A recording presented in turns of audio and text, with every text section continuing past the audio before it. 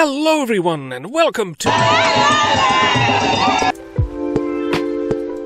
This is Africa, and here's Zambia. Now let's take a look, shall we? The scenic nation of Zambia was first inhabited by the Khoisan peoples, who were later joined by tribes of Twa, who left traces of artistic expression in rock. But for the most part, these two people groups lived the hardy, straightforward existence of hunter-gatherers. Then, as the first millennium materialized, Zambia experienced the changes that resulted from the Bantu migration. Numbers of persons from West Central Africa began migrating into vast swathes of the continent, and those who arrived in Zambia developed into manifold tribes who came to dominate the land, and indeed the majority of Zambia's present population is of Bantu descent. The Bantu peoples were farmers, keepers of livestock, metal workers, and warriors. Now, over the years, parts of Zambia were included in various kingdoms. The Maravi Empire here attained prominence via trade, but was weakened by the marauding of the Yao tribe, who captured people to sell as slaves to the Arab and Swahili traders on the eastern coast. Conflict also arose with the Portuguese, who had colonial ambitions in the region, but who also introduced crops such as cassava, pumpkins, and sweet potatoes. Anyway, conflicts among various southern African tribes led to more migrations into Zambia, such as that of the Ngoni people, who were pushed out of their traditional homeland by the Zulu. Much of Zambia also fell under the rule of the Lozi people from the neighbouring Congo. In the 19th century, the Scottish doctor and missionary David Livingstone visited the region, and when travelling along the Great Zambezi River in 1855, was amazed at the sight of the mighty waterfall that today bridges Zambia and Zimbabwe, and named it Victoria Falls, after the British monarch. I'm not sure why though, it didn't look anything like her.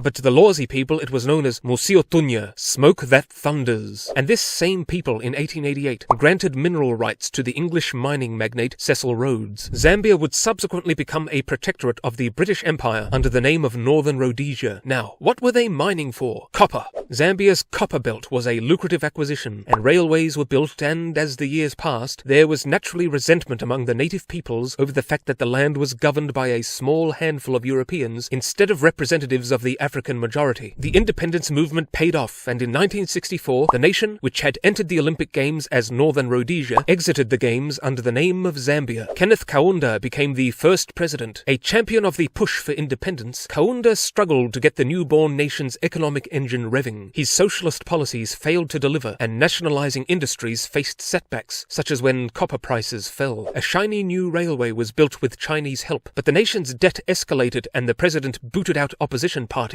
and was thus able to remain in power until things got so bad he agreed, reluctantly, to allow other political parties. He of course lost the 1991 election, but to his credit, he stepped down in a peaceful transfer of power. Zambia then began delving into economic reform. However, as the years passed, Zambia's majority population remained in a state of poverty. More years passed, and though there was some national bumpiness, Zambia remained politically stable and avoided ruinous conflicts. And in 2012, Zambia won the Africa Cup of Nations. Now, though a number of problems and human rights issues remain, Zambia today has seen a number of improvements and possesses a medium level of human development, and there is plenty of potential for further and higher accomplishments for this beautiful, resource-rich country. So that's it for Zambia, and that's all from me for now. Bye-bye!